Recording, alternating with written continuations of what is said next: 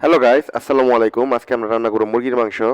তো প্রথমে আমরা এখানে তেল দিয়ে দিলাম, এরপর দিয়ে দিলাম হচ্ছে আপনার তেজপাতা, তারপর দিয়ে দিলাম হচ্ছে পেঁয়াজ, তারপর দিয়ে দিলাম হচ্ছে আপনার লবণ, রসুন বাটা, কাঁচামরিচ বাটা, শুকনো মরিচ বাটার সাথে অ্যাড করে দিলাম।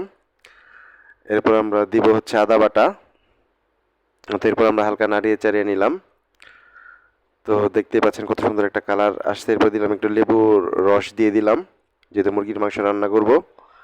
তারপর আমরা দিয়ে দিলাম হচ্ছে আপনার হলুদের গুঁড়া, এরপর মরিচের গুঁড়া দিয়ে হালকা নাড়িয়ে চেড়ে নিলাম। তারপর দিলাম ম্যাগি মশলা, দিলাম রাঁধুনি মুরগির মাংসের মশলা, যাতে একটু হালকা টেস্ট আসে। এরপর মুরগির মাংসটা দিয়ে দিলাম, দিয়ে হালকা নাড়িয়ে চেড়িয়ে দিলাম।